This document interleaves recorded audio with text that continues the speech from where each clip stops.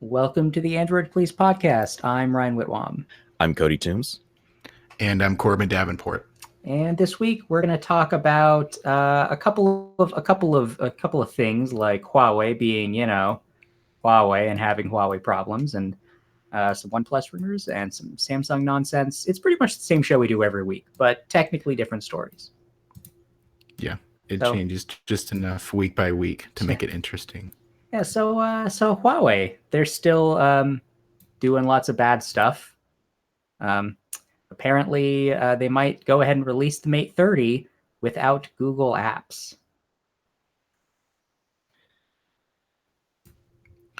Yeah.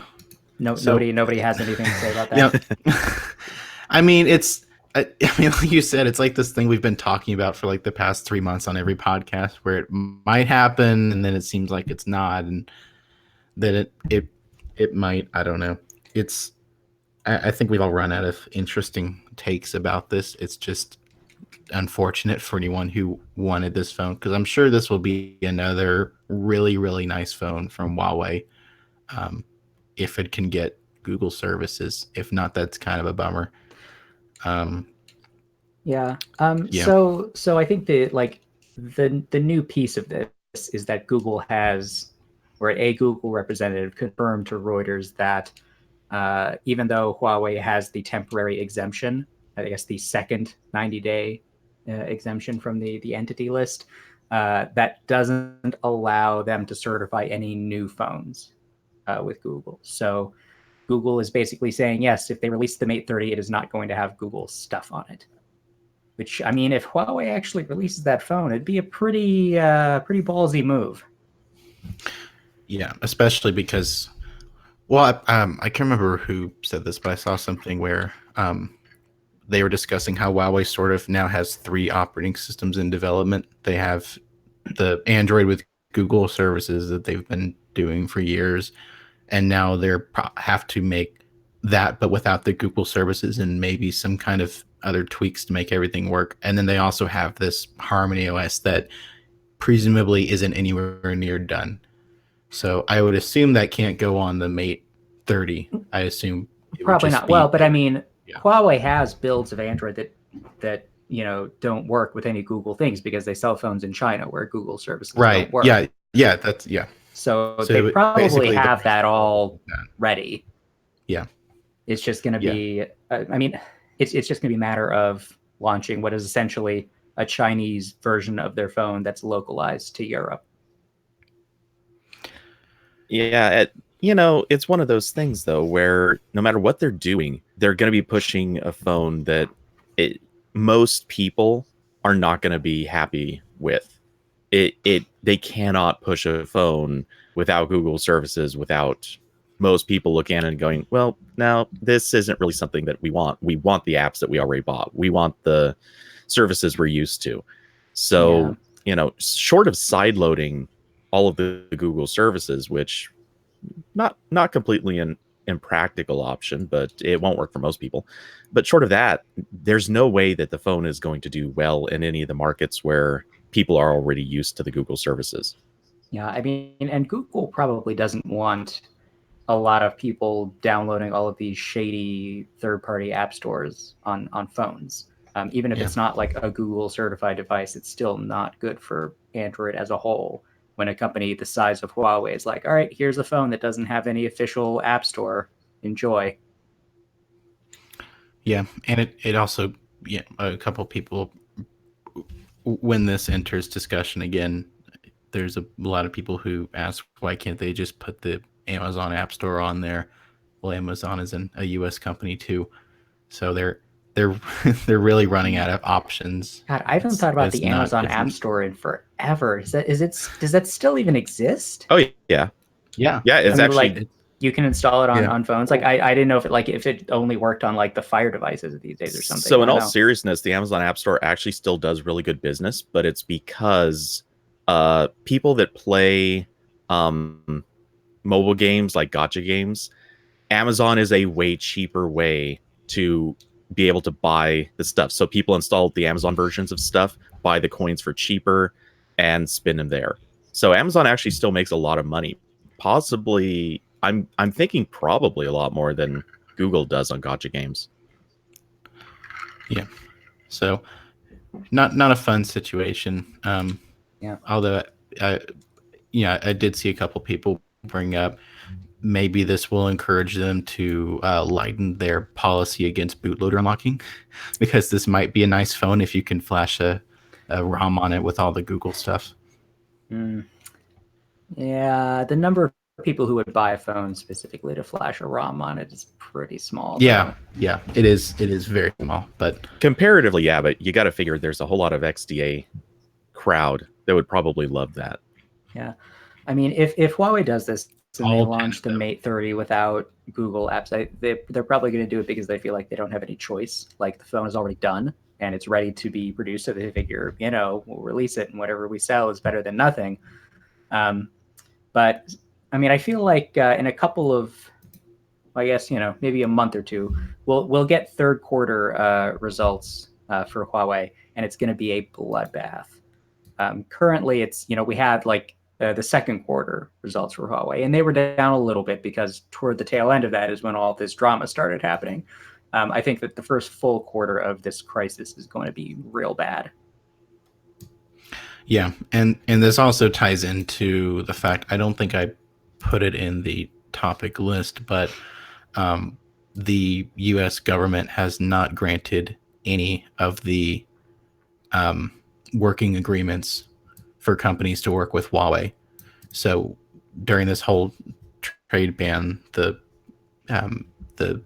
Department of Commerce said that companies could apply for permits to continue working with Huawei, like presumably like Qualcomm, so they could still give chips to Huawei and Google so they could keep working with Android. But they haven't granted it a single permit.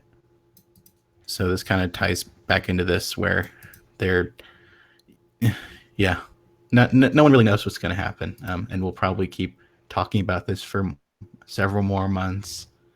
And yeah.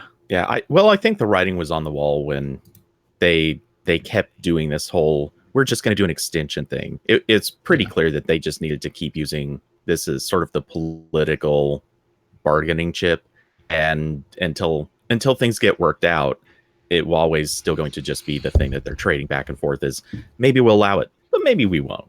I mean, that's implying that it would ever actually get worked out. Yeah. All right. So let's now switch into shilling mode, which I'm going to turn over to Corbin, and he can tell you about why we want money and how you give us money, and also acknowledge the people who have just subscribed. Yes. So if you like this show and you want to support us, it would be super awesome if you could subscribe to us on Twitch. Normally, a Twitch subscription costs a little bit of money, and we get that money, and it helps us run the show. But if you're an Amazon Prime subscriber, you actually get one free subscription every month, just because Amazon wants to give you one. And you can get that to us by linking your Amazon account to your Twitch account. And we have the instructions for doing that below this stream, or if you're listening to the audio version, it's in the episode description.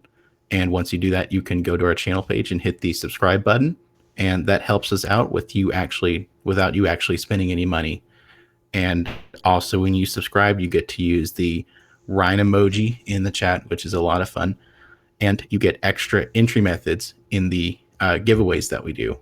So if you're listening live, this is the last day you can enter our giveaway for a Pixel 3a XL and some really nice video editing software. So I'll put the link to that in the... Oh, Cody already put the link to that in the chat. So there you go. If you're listening to the audio version, it's too late. I'm sorry. But I mentioned it last week. So you guys had your chance. But yeah, if you subscribed us, it'd be super, super awesome of you. And you should subscribe like David Lama and Darkfire963 did. Good job, guys. We appreciate you. Thank you for that. Okay. And yeah. So that's the shilling part of the show. Now let's talk about the OnePlus 7T. So there are renders like there usually are, and there's some leaked specs, and it's not super surprising.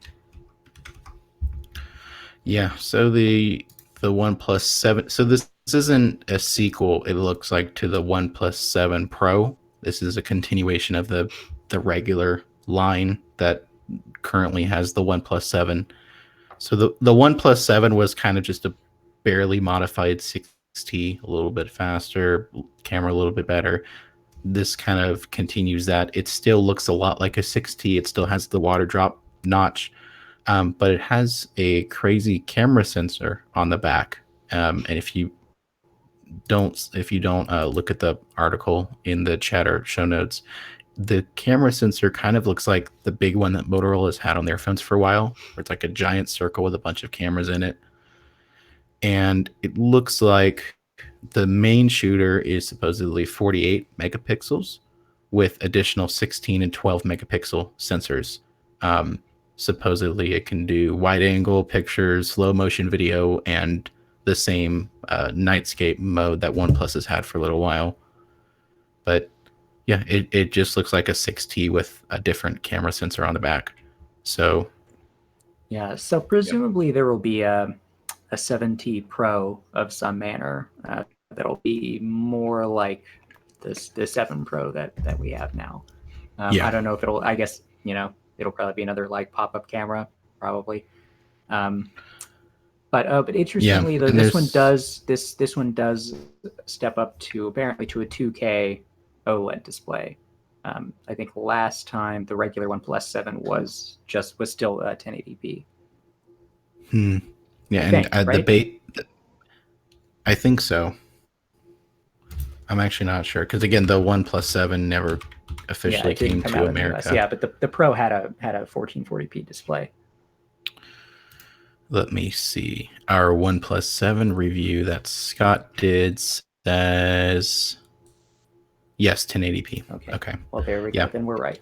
And so that's the 7T. It's not really super surprising, but I'm sure that it's going to be a very nice phone. OnePlus has been doing a good job lately, but I wouldn't expect this one to probably launch in the US. I think it'll probably still be a, select markets kind of thing, and then the Pro will be their flagship. And just assuming. Yeah, and also this has 8 gigs of RAM as the base, which is a little bit of improvement because the 7 and 6T both had 6 as a minimum, and also this has the Snapdragon 855 Plus, which is the very slightly overclocked 855. So a little bit faster, probably a little bit more money, probably will come to the US. Yeah, but you really probably aren't going to need any more than 8 gigs of RAM anyway. So, unless you're Artem. All right. So apparently Samsung has a second smart speaker that it kind of is working on, but it still hasn't released the first one, which it announced a year ago. So yeah, it's a Galaxy Home Mini. They're looking for beta testers in Korea. Still no way to buy any of these devices. Not that you should, because they're probably going to be terrible. Yeah. So the Galaxy Home Mini actually showed up in an FCC filing a couple months ago. So we already kind of knew about it, but now Samsung has officially confirmed it. The page they have online doesn't have much in the way of details. The only page is the one where they're asking for beta testers in Korea.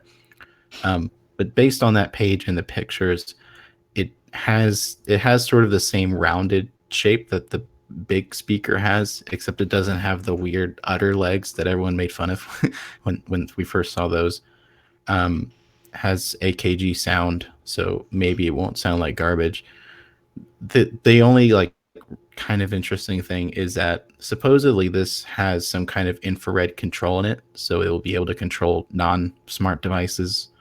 I guess that's kind of neat, but yeah, that's basically it. This is just, it's more or less like an Amazon Echo or a Google Home Mini, but except it has a voice assistant that nobody wants. Yeah, so kind of like an Amazon Echo. I mean, I don't think that Alexa is great personally, but it's definitely at better. least within it's spitting no distance of it's within spitting distance of assistant. Like it can do a lot of things. It can actually like talk to your smart home things, whereas Bixby has almost no integrations, and it's just really, really bad. I try to use it every time Samsung releases a new phone, and I'm constantly amazed at how useless it is. Yeah, I only use it on my Galaxy Watch, and that's just to check the weather. Basically, I don't try to do anything with it. Yeah, well, at least their watches have Bixby now instead of what was the old one? S Voice. Yeah, S Voice. Oh, S Voice. Oh, jeez. Those were dark days. Remind me, was a price ever given for the original that never got released? I don't think so.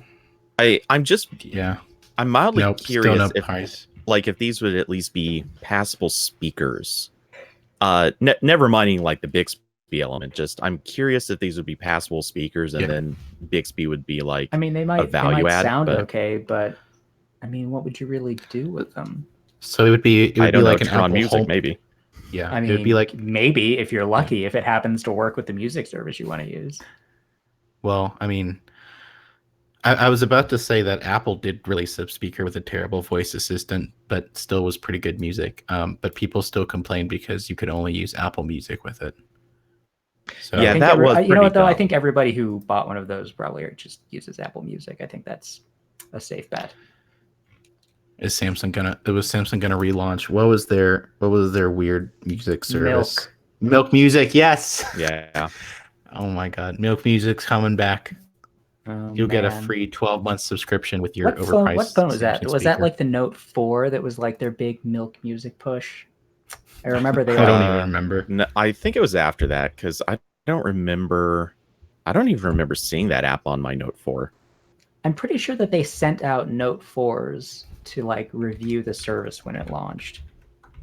But it might have that phone might have already been a few months old. Maybe it was like the Galaxy S5 or something. But regardless, it was introduced in 2014. Okay, that would be about Note 4 territory. Oh yeah, we do have a early review of it, and it looks like a Note 4 in the picture. I can't tell. All these early Samsung phone looks kind of look the same. But yeah, so yeah, Bixby speaker, y'all. Passed. Very exciting. I was just gonna make fun of Samsung some more. It's not important. We've got time. Oh, this is annoying. Right. The Wikipedia article doesn't even mention which phone it came with. Those bastards. Can't believe it's missing this crucial knowledge. I know, right? Oh, goodness. Okay, so yeah. Anyway, time to make fun of ZTE. Oh.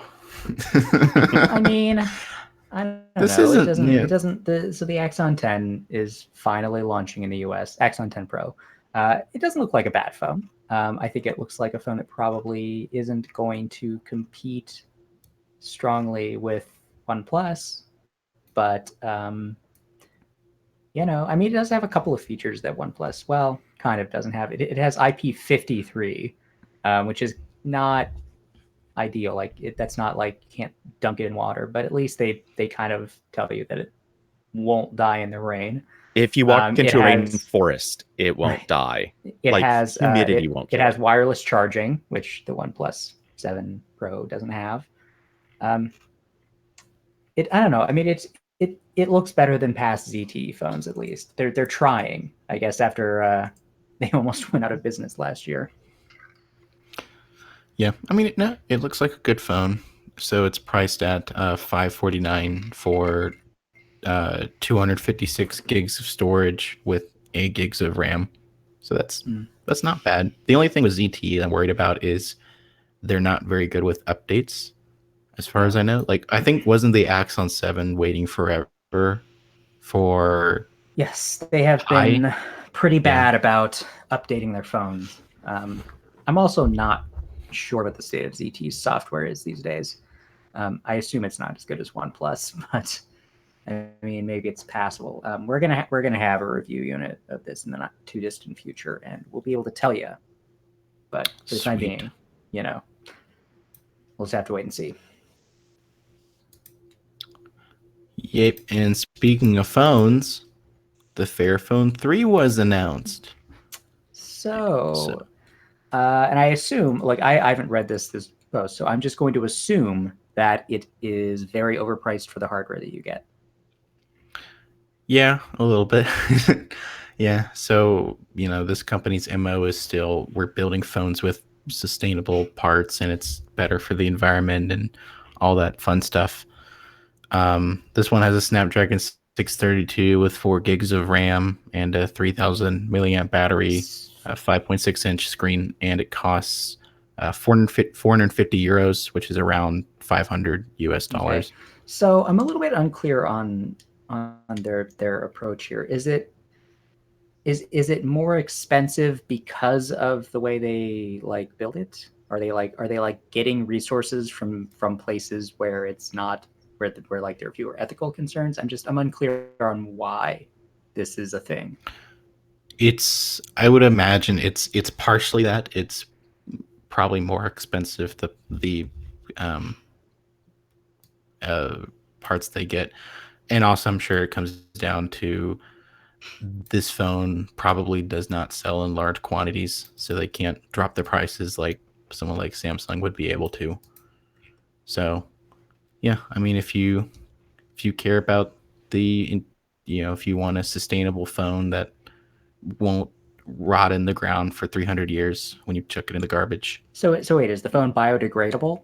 No, I was No, joking. I think what they're doing, and don't quote me on this because I'm not really sure, but I believe what they're doing is they're trying to avoid like some of the rare metals that are used and Okay, stuff like so that. it's we really should have prepared better for this. We should have actually read this article. I mean, I read this. I don't know what you guys are doing. We should have retained it. Okay, but it's built with Okay. recycled materials and fairly sourced goods. Okay, so but it's still a phone. It's still made of plastic and is gonna like sit in a trash heap for a million years. But like I appreciate the desire to do this. I would be totally down to buy a phone that I could feel more comfortable with, like ethically speaking. But I don't want a bad phone. Like make a nicer phone and charge me more for it, maybe. But don't make like a mid-range phone and charge like $100 more for it than I feel like I should be paying. I'm not going to be happy with that, even if it's a better phone for the environment. Just like make a nicer phone and price it what you think it needs to cost, and then we'll talk. Well, to be fair, the market that something like this is going to sell to, I mean, I'm not going to try to name any groups of people specifically, but let's just say that the types of people who they're probably trying to sell to are not necessarily concerned with getting a flagship phone. They're probably looking for, exactly this, a mid-range phone that's decent. They're willing to pay a little bit more for it.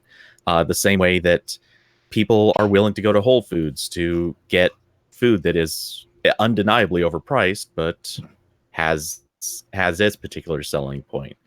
And I don't.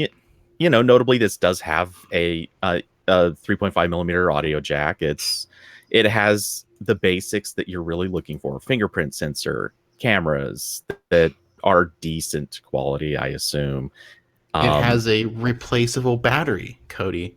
Yeah, which I haven't seen a phone with a replaceable battery in forever. Also, micro SD slot. Yeah, there you go. Though notably, 4 gigs of RAM. I know that's fine for a phone like this, but man, it still sucks to see. Yeah. So they're not even going to sell this in the US, though. It's mostly a European thing, which does seem dumb. I wonder if that might have more to do with like bans or certification issues or something else. Probably. I mean, it probably just costs too much. I mean, it's just LTE. It should be pretty simple to like get that in any country now. Well, but A for effort, I guess. I don't know if we'll be able to get a review unit of this because it's not launching here. I guess maybe we can see about getting a UK version. I'm interested in this phone. I would like to see how like not good it is. I mean, it looks. It seems like it would be okay. It's actually not super overpriced. It's again, we're translating from euros to dollars, so it's not a direct comparison. But $500, that's still a little bit lower than OnePlus's phones. So that's not. It's overpriced, but it's not like egregious. And again, you get the replaceable battery, you get the micro SD card slot, you get a little bit of a better feeling from owning this phone, I guess. I do like the semi-transparent back. That does look nice. And also, I think if I remember correctly, the other Fairphones had really good custom ROM support. So, that's another thing. If you care about that, this is probably going to be a good phone for that. But yeah, so there you go, Fairphone 3. All right, and that brings us to another shilling episode, which again I'll let Corbin do, but this will be quicker, promise. Yes, it will be. So same deal as before. If you really like this show and you want to support us, we would love it if you would subscribe to us at twitch.tv/AndroidPolice. You get one free sub every month as an Amazon Prime subscriber, and you can give that to us to get lots of fun goodies like the Rhine emoji and extra giveaway entries. So go do it. I don't know why you haven't done it already. Yeah, it doesn't cost you anything. Just No, a it couple doesn't. minutes of your time. Come on. If you have Amazon Prime, but most people do at this point.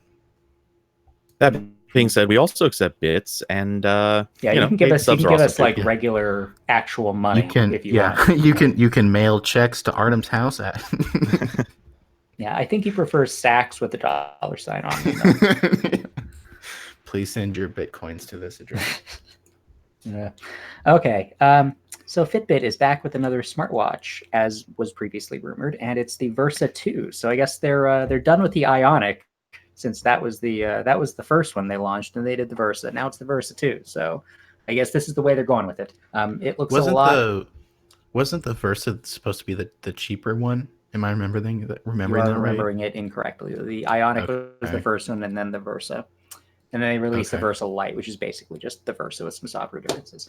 And now the Versa 2. So this is a new piece of hardware. It looks pretty similar, but there's only one button now. I think, yeah, just one button.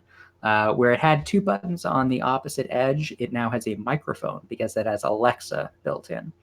So there's finally a voice assistant on your wrist. It's just the one that's not as good as Google, so that sucks. But it's better than nothing. There's still no speaker though, so you won't hear Alexa like talk to you if you ask it to do things. But it'll show you on the screen, what it's doing. It connects to all of the Alexa things that that you already have. You just have to link your accounts. Otherwise, it looks very similar. It's slightly more rounded. It looks even a little bit more like the Apple Watch than the first gen Versa. It does look very Apple Watch, especially with the bands where they have like air bubbles in them. Yeah. And so it has an OLED screen now instead of LCD, so that's nice. It also has, I think it has the NFC for payments on all versions of it and not just the special edition. But I don't think Fitbit's really been good about adding banks to that, so a lot of people probably won't even have supported cards. It starts at 200 for the regular and 230 for the special edition that comes with like a nicer band and a trial to Fitbit's upcoming premium fitness thing. It's going to be like it's $10 a month, and it gives you stuff that doesn't sound very interesting to me. It's like customized workout routines and some sort of other premium services. They're pretty vague about it. It's not launching till next year though, but the watch is shipping in a couple of weeks. Yeah, we're kind of the wrong audience for this because man, none of us do enough healthy stuff. I mean, I try. I actually wear the Ionic on a pretty regular basis because it's smartwatch adjacent and it gets actual good battery life. Even after I've been using it for, I guess I've had it for over a year, but I probably used it for maybe half of that time, and it still lasts 4 days on a charge. Way better than any Wear OS device I've used. So I don't know. I'm interested to try the Versa 2. There are some clear problems with the way Fitbit, designs their OS and how it like handles notifications and syncing with the phone. I'm interested to see if they have fixed any of that. Yeah, the Versa 2 does look nice though. It's very Apple Watchy. It is, yeah. I mean, from a distance, I think it's probably going to be mistaken for an Apple Watch pretty easily. I mean, the first gen one looked a lot like the Apple Watch from a distance as well. But I don't know. I mean, Fitbit is really good at fitness tracking. I mean, if you like, are a person who goes to the gym, ever and wants to like track your workouts, Fitbit stuff is really, really good at that. It automatically recognizes a lot of different exercises. It like beams them right into the app. You don't have to think about it. It's pretty good. All right. Yep. Well, yeah, we're really getting down to the end of the show here because there just not a lot happened this week. It was a very, very slow week. It was a quiet week. All right, so I think we're due for some horrible thing to happen tomorrow. Yeah. Okay, so last story on our rundown that we wanted to talk about. The original Chromecast is basically dead now. So, okay, it's not technically dead, and take that with a very, very heavy grain of salt. What Google has done is they've changed the description on the Chromecast, and they basically released a sort of statement saying that they're going to, or that they're happy people are enjoying their Chromecasts, blah blah blah, and they're going to continue to update it with bug and security fixes. That's their exact phrasing, is continue to update it with bug and security fixes, which is Google's way of saying, yeah, we're done with major updates. Which for the most part is really not super, super important in the grand scheme, as long as they are keeping it secure. Because for the most part, the API doesn't change that much. So, the original Chromecast will continue to work for who knows how long. It could be possibly years to come. It will still work just fine, but it just may not receive any new, quote unquote, new features, which again is mostly just API changes. Which I don't know. I don't really see this as too big of a deal. Like, if you have an original Chromecast, go ahead and keep using it for as long as it still works. Yeah, I'm not keep getting your $30 out of it. I'm not sure that there are a lot of those first gen Chromecasts still operational. I feel like they mostly died after a few years. I mean, that the whole thing is like one giant heat sink. It was a very inefficient device. I don't know. I still have one I carry in my car. Yeah. Does it work? Yeah. No, it works fine. Yeah.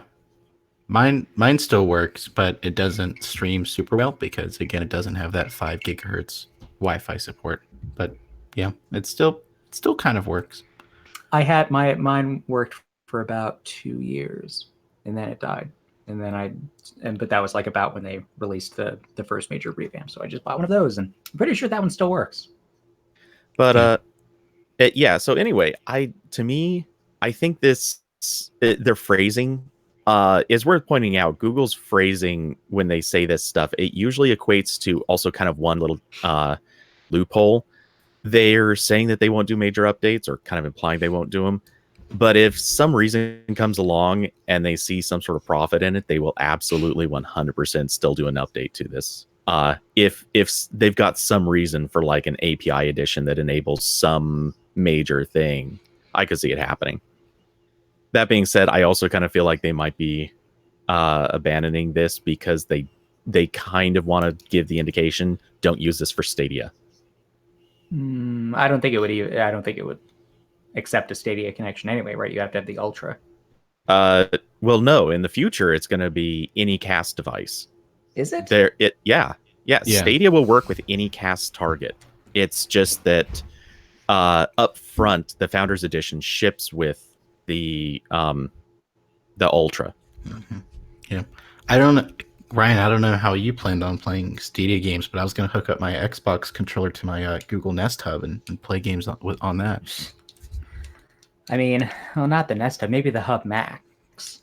That might work. Got to get my 10-inch screen for games. We'll see. If they would just release a software update for that little Lenovo clock, you could play on that. Oh God.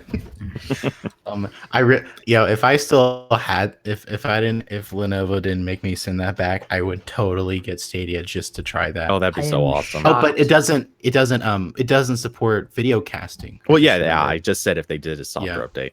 Yeah. It's shocking that they bothered asking for that back. I know it really is. Especially since now it's like $50 at Walmart.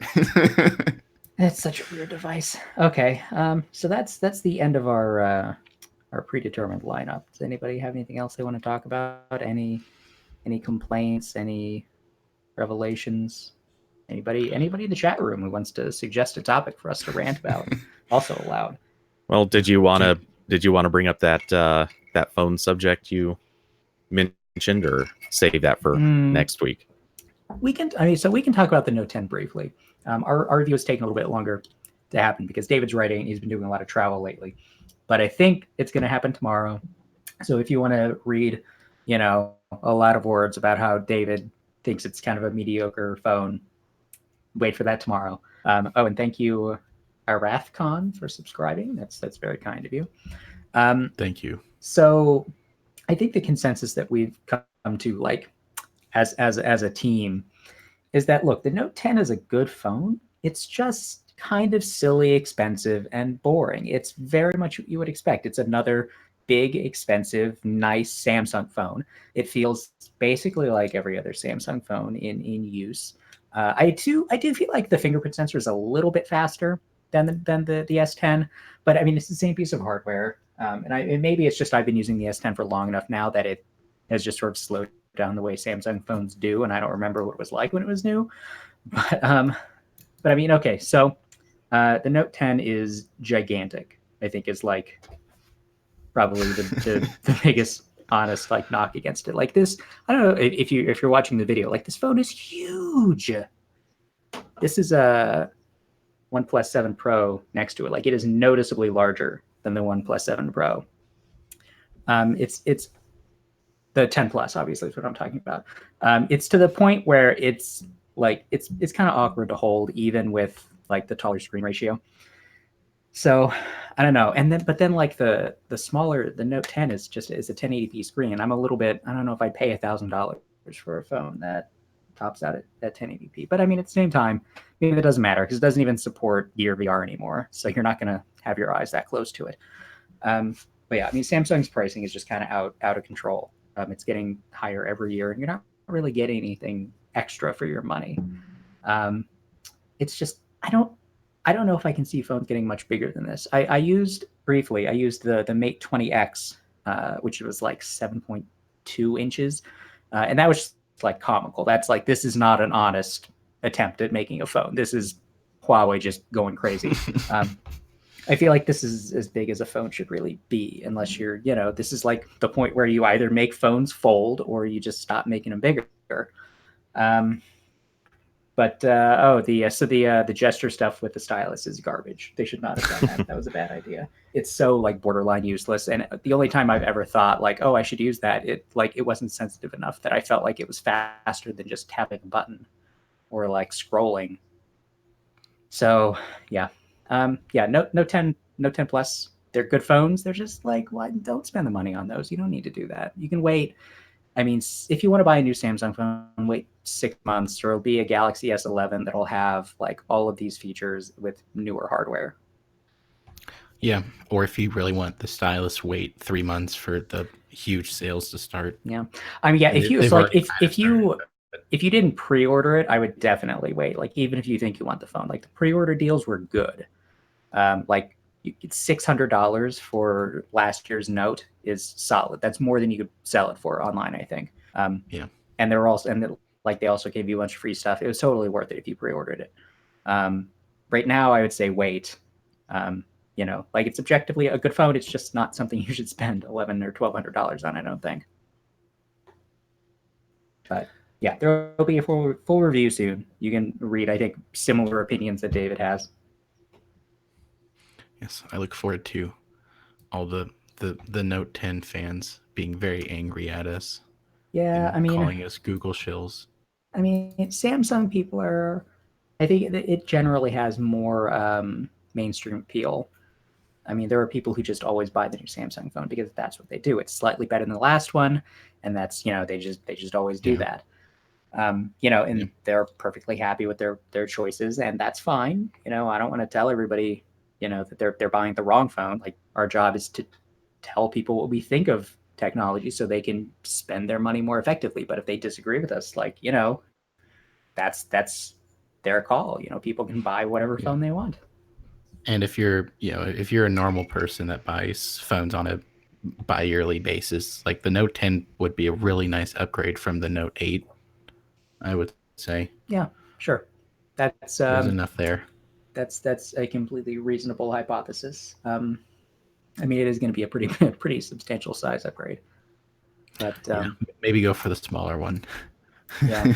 I mean, one of the nice things about the Note series still is that you get a lot of built-in storage, and you can still add a micro SD card. So if you're going to use it long term, you're the kind of person who just like never deletes anything, just wants to carry around as much media with them as possible. The Note is a good phone for that. And it is like a big Note.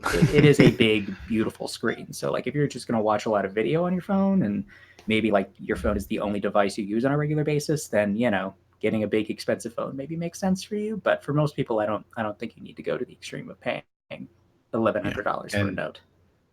Yeah, and this year the small Note doesn't even have the micro SD card. Oh, that's right. So that is you just get the internal storage, which is still like what's the base on the smaller one? Isn't it 512 gigs? I want to say 256. Yeah, I think 256. Okay. I'm almost certain. That's a lot still, but yeah, I mean, I think 256 is fine. Yeah, it's 256. Okay. Yeah, I mean, I can't even fill 60 gigs on my phone, so I don't think most people would complain about that. Yeah. You can't even get a 512 version of that phone. Interesting. So if you want 512, you have to get the Plus or the 5G. You shouldn't do that. You have to get the big boy phone. Yeah, literally big, like emphasis on big. Oh boy. So how long until Samsung makes like a purse case for this phone? They probably make one in Korea. Like instead of their cool like LED wallet case, they just make an entire like satchel case with just the phone. I don't know. Don't put it past them. Well, I mean, we are talking about a company that has partnered with a bunch of fashion brands in the past, so it fits. I could see it. I could see them making a case with a little tiny pocket for your Galaxy Buds. Whatever company they partner with for that, I guaranteed it will be super gaudy. Probably, yeah. Oh, yeah. Well, that's Samsung style. Well, because like the fake Supreme, yeah, like when they partnered with the fake Supreme in China. Yeah. Oh, I almost forgot about that. Or they partnered with what? Swarovski, I think. That seems, that seems pretty on brand though for Samsung. Yeah, that makes sense. Like, I'm sure they could sell a lot of like Swarovski crystal infused phones. Yeah. Yep, they did it for cases. Okay. All right. So, is there anything else we want to talk about? Nope.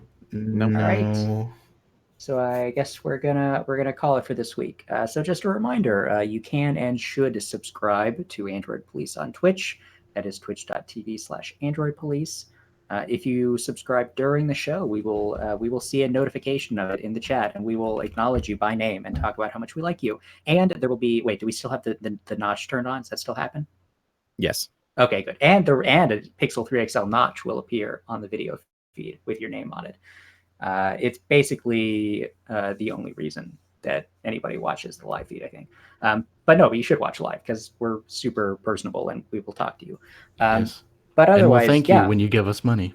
Yeah, we definitely do that. Okay, so until next week, we'll see you later. Good night, everybody.